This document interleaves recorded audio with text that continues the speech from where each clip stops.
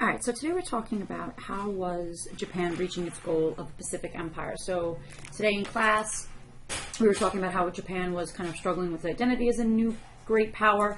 Now we're going to talk about actually how Japan really begins to reach its goal of a Pacific Empire and talking about the Asian theater of World War II. So the first question we're going to be talking about was how is the U.S. aiding the war effort?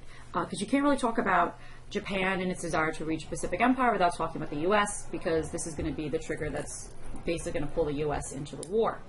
So with this war, with World War II, we were not in a position to just lend out money freely like we did in World War I, because if you remember in the end, in World War I, we wound up essentially paying for the whole war, and the Great Depression really hit us pretty hard.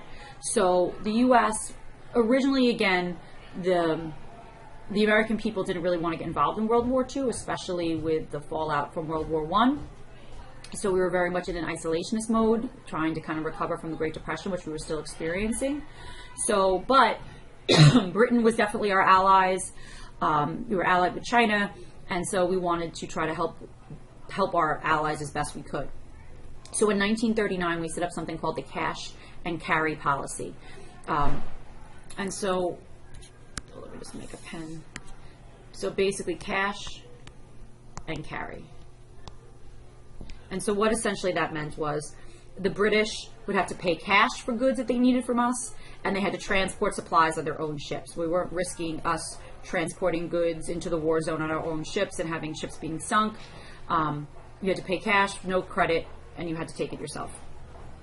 Now, Britain, as the war was going on, if you remember from class, pretty soon into the war, Britain is left kind of holding the whole bag by themselves, where, you know, Germany pretty much takes over all of Europe. So, as a result, Britain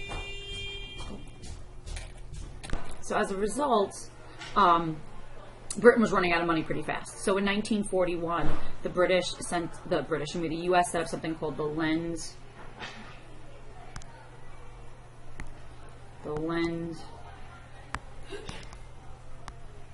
Lease policy. So this was set up in 1941. So basically, we were lending war goods to the British, to the Chinese, to the Soviets in return for leases on naval bases. Now, during this time period, Japan was seizing French, British, and Dutch holdings in the Pacific because they figured, because Japan was allied with Germany as a result of the Anti-Comintern Pact, which was signed right prior to World War II starting in Europe. So Japan and Germany were allies, so Japan realized that, you know, the rest of Europe is kind of preoccupied with Germany. So Japan took the opportunity to take the French, the British, and the Dutch holdings in the Pacific. Japan needed these colonies if they were going to actually supply their raw material, if they were going to get the raw materials they needed to continue with their war effort, and if they wanted to continue to industrialize. The U.S. responded by freezing these Japanese assets and then imposing an oil embargo on Japan. Which then, of course, takes us to this question: how was the U.S. brought into the war? Because the Japanese felt that those two acts, seizing Japanese assets and imposing an oil embargo upon them, to the Japanese eyes wasn't kind of an act of war, because it made it kind of almost impossible for them to continue with their industrialization. So Japan wanted to essentially destroy the American naval capacity. The Japanese figured that since the public opinion really wasn't there for the war, the U.S. was still going through the Great Depression, they figured that if they destroyed the American fleet in the Pacific in a really big way, that this would persuade the U.S. basically to accept the fact that Japan was going to be the dominant power in the Pacific, because the people really didn't want to, the American people didn't really want to get involved. So what the Japanese did first is they set up a perimeter to protect the Japanese homeland, and then on December 7th, 1941, which President Franklin Delano Roosevelt said, "a day that will live in infamy." 350 Japanese bombers, fighters, and torpedo planes came in two waves, sinking or disabling 18 of our ships and destroying 200 in our naval base in Pearl Harbor, Hawaii.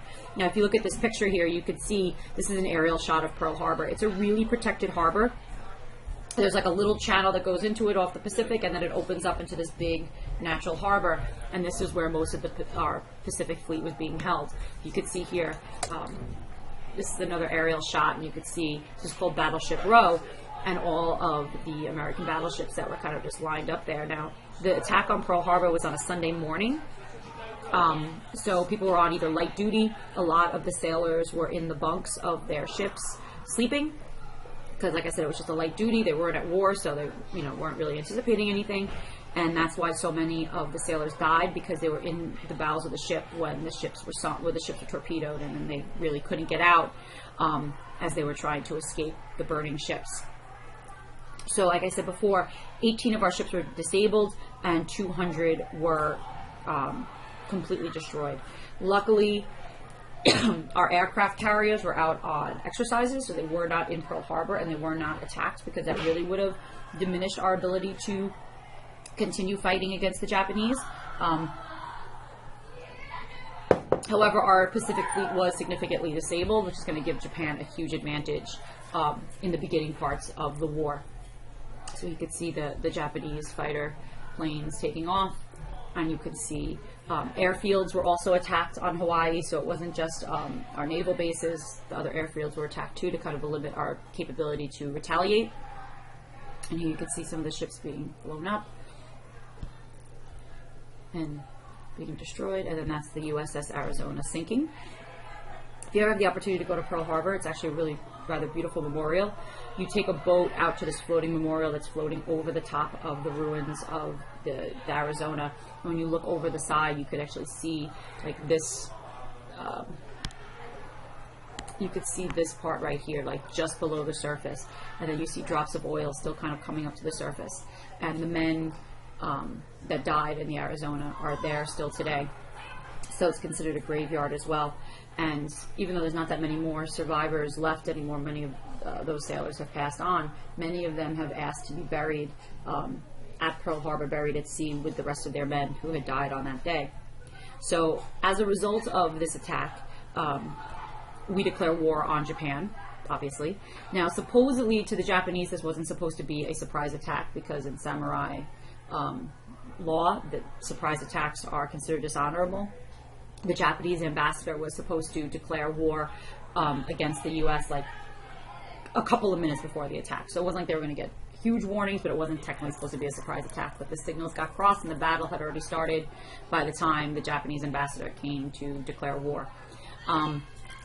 So we declare war on Japan, or Japan declares war on us, I should say. December 11th, 1941, Hitler and Mussolini declare war on the U.S.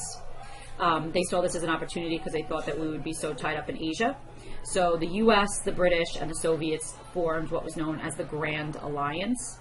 And that takes us to this question, which was, why was Japan able to conquer so much of Asia so quickly? So Japan pretty quickly takes over massive amounts of Asia. Part of it is because our Pacific fleet was disabled and we had to get new ships into the area. We had to rebuild the ships that we lost. Part of it was also a strategic decision, because it was decided that Germany and Hitler was by far the bigger threat, so that we were going to put Asia a little bit on the back burner of the Asian theater to focus more on defeating Hitler and Mussolini in Europe, because we're in the position that Hitler didn't want to be. We're fighting a two-front war.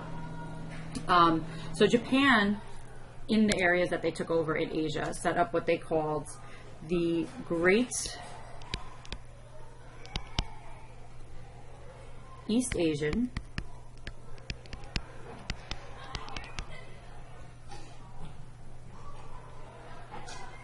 Co-Prosperity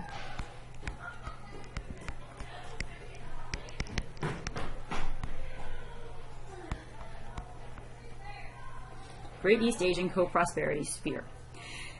And what the Japanese were claiming was that they were taking over Asia, not for Japan, but for other Asians. There was going to be Asia for the Asians. They were going to get the Europeans out, they're going to get the Americans out, they're going to get all the Westerners out, and it's just going to be Asians controlling Asia. They were going to create a self-sufficient economy to provide benefits for the occupied areas and for Japan. So the implication with this was that Japan would help Asians to gain independence from imperialism and help them have independence.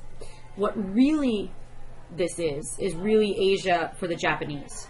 And the Japanese were setting up a new moral, social, political, and economic order in Japan.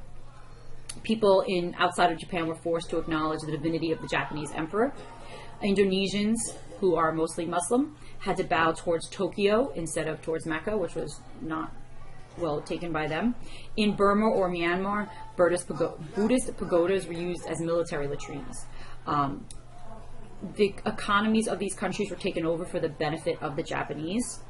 For instance, in Indochina, which is Vietnam, Laos, and Cambodia, the Japanese were doing forced requisitions of rice and shipping it abroad. This created a food shortage that caused the starvation of about 1 million people in the region. So in Vietnam, they talk about the French War because the French controlled the Vietnamese, and they talk about the Japanese War, which is World War II, and then they talk about the American War, which is what we call the Vietnam War. Now, the attack on Pearl Harbor wasn't just an attack on Pearl Harbor in Hawaii. It was a coordinated attack with simultaneous attacks on the Philippines, which was a U.S.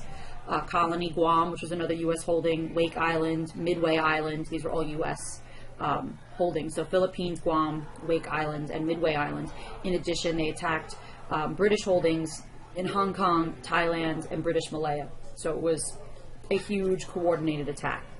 And in 1942, that's an image of Singapore today, but in 1942, Singapore surrenders.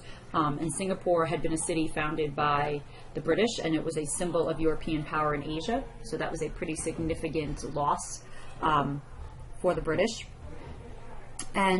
But the people in this region began to turn against the Japanese because the Japanese were treating them so horribly. And in a lot of ways, the people were aiding the British and were aiding the American soldiers that were fighting to get the land back because they saw the Japanese as being these occupiers that were really there for the benefit of themselves, even though, again, they tried to kind of phrase it in a way that they were there for the benefit of, everyone in Asia. So I want you to think about, was the Japanese methods of conquering necessary for the creation of an empire?